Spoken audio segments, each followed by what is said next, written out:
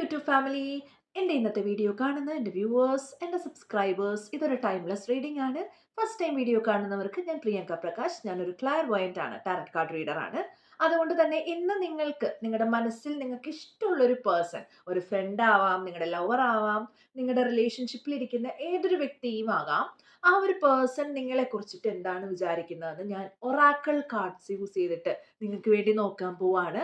അതിന്റെ കൂടെ ഒരു സന്തോഷ വാർത്ത പറയാനുണ്ട്. ഒരു ഒറാക്കിൾ കാർഡ് കൂടെ ഞാൻ വാങ്ങിക്കുന്നുണ്ട് കേട്ടോ നിങ്ങൾക്ക് വേണ്ടിയിട്ട്. Thank you so much. നിങ്ങൾ എല്ലാവരും തരുന്ന സപ്പോർട്ടിൽ നിന്നാണ് എനിക്ക് ഇങ്ങനെയൊക്കെ വാങ്ങിക്കാൻ പറ്റുന്നതും അതുപോലെ തന്നെ പുതിയ പുതിയ റീഡിങ്സ് ചെയ്യാൻ സാധിക്കുന്നത്. Thank you so much. എല്ലാവർക്കും ഒരുപാട് സ്നേഹം. അതുപോലെ തന്നെ നിങ്ങൾ വിചാരിക്കുന്ന പേഴ്സൺ എന്താണ് നിങ്ങളെ കുറിച്ചിട്ട് വിചാരിക്കുന്നത്, നിങ്ങൾ ഏത് പേഴ്സണെ കുറിച്ചിട്ടാണേലും നിങ്ങളുടെ മനസ്സിൽ ആദ്യം തോന്നിയ ആ ഒരു പേഴ്സൺ ആരാണോ ആ പേഴ്സൺ എന്താണ് നിങ്ങളുടെ മനസ്സിൽ വിചാരിക്കുന്നത്, യൂണിവേഴ്സ് ഏറ്റവും കൃത്യമായ ആൻസർ എനിക്ക് തരണേ. എൻ്റെ യൂട്യൂബ് വീഡിയോസ് ആയിട്ട് കണക്ട് ചെയ്യുന്ന യൂണിവേഴ്സിനോട് നന്ദി പറഞ്ഞ് ഏറ്റവും ഗ്രാറ്റിറ്റ്യൂഡോട് കൂടി ഇരിക്കുന്ന എൻ്റെ വ്യൂവേഴ്സ്, എൻ്റെ സബ്സ്ക്രൈബേഴ്സ്, എൻ്റെ യൂട്യൂബ് ഫാമിലി, എൻ്റെ സോൾ ട്രൈബ്, ഇവരുടെ പേഴ്സൺ എന്താണ് ഇവരെ കുറിച്ചിട്ട് മനസ്സിൽ വിചാരിക്കുന്ന യൂണിവേഴ്സ് ഏറ്റവും കൃത്യമായ ഒരു ആൻസർ എനിക്ക് തരണേ. ഏറ്റവും കൃത്യമായ ആൻസർ. എൻ്റെ വീഡിയോ കാണുന്ന പേഴ്സൻ്റെ എന്താണ് അവരെ കുറിച്ച് മനസ്സിൽ വിചാരിക്കുന്നത് യൂണിവേഴ്സ് ഏറ്റവും കൃത്യമായ ആൻസർ എനിക്ക് തരണേ മദർ യൂണിവേഴ്സ്.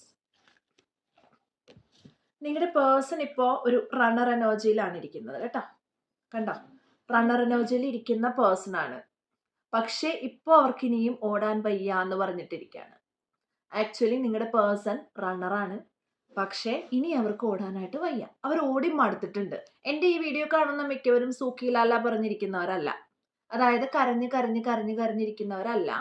നിങ്ങളുടെ പേഴ്സൺ നിങ്ങളുടെ അടുത്ത് വന്നില്ലെങ്കിലും നിങ്ങൾ ആ പേഴ്സൺ ഇല്ലാതെ മുന്നോട്ട് പോകുമെന്ന് തെളിയിക്കുന്ന എന്താ പറയുക, നല്ല ധൈര്യമുള്ള ആൾക്കാരാണ്. അങ്ങനെയാണ് എനിക്ക് കാണുന്നത് കേട്ടോ.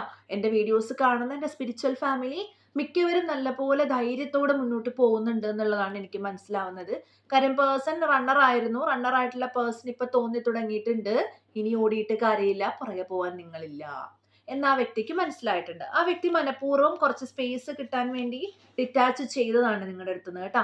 അവർക്ക് കുറച്ച് പേഴ്സണൽ സ്പേസ് ആവശ്യം ഉണ്ടായിരുന്നു, അതുകൊണ്ടാണ് അവർ പോയത്. ഞാൻ പറയാറുണ്ട്, പേഴ്സണൽ സ്പേസ് വേണ്ടവരോട് നിങ്ങൾ എന്താ ചെയ്യണ്ടേ, വാരിക്കോരി സ്പേസ് കൊടുക്കുക കേട്ടോ. അവർക്ക് സ്പേസ് കൊടുക്കാതിരിക്കരുത്, വാരിക്കോരി സ്പേസ് കൊടുക്കുക. എത്ര സ്പേസ് വേണോ അത്രയും സ്പേസ് അവരെടുത്തോട്ടെ, നിങ്ങൾ ആരുടെയും പുറകെ പോവരുത്. റണ്ണർ എനർജിയിൽ ഇരിക്കുന്ന പേഴ്സൺസ് അവരുടെ പുറകെ പോവല്ല. അവർക്ക് മെസ്സേജ് അയച്ചാൽ തന്നെ നിങ്ങൾ ഒരുപാട് റിപ്ലൈസ് ഒന്നും കൊടുക്കരുത്. അവർ അയക്കുന്ന മെസ്സേജിൻ്റെ ഒരു 3 to 4 hours കഴിഞ്ഞിട്ട് റെസ്പോണ്ട് ചെയ്താൽ മതി.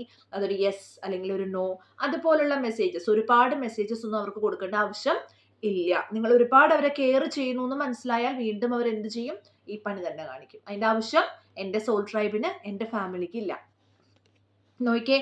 അതുപോലെ അടുത്തത് കാണുന്നത് ഡെസ്റ്റിനി. അവര് ഒരു കൺഫ്യൂഷനിലാണ്. അവർക്ക് മേ ബി നിങ്ങൾ ഒരു തേർഡ് പാർട്ടി സിറ്റുവേഷനിലായിരിക്കാം. അപ്പുറത്ത് വേറെ ഫാമിലി ഉണ്ടാവാം, അല്ലെങ്കിൽ വേറെ ഗേൾ ഫ്രണ്ട് ബോയ് ഫ്രണ്ട്സ് ഒക്കെ ഉണ്ടാവാം. അങ്ങനെ ഒരു തേർഡ് പാർട്ടി സിറ്റുവേഷനിൽ ഇരിക്കുന്ന ആള്, അല്ലെങ്കിൽ അവരുടെ കരിയർ ഒരു ഓപ്ഷൻ ആയിരിക്കാം അവർക്ക്. അപ്പൊ അവർ കൺഫ്യൂസ്ഡ് ആണ്, അവർക്ക് എന്ത് ചെയ്യണം എന്നൊരു ഡിസിഷൻ എടുക്കാൻ പറ്റുന്നില്ല. ഇതെല്ലാം കൊണ്ടാണ് അവർ ഡിറ്റാച്ച് ചെയ്തിരിക്കുന്നത് കേട്ടോ.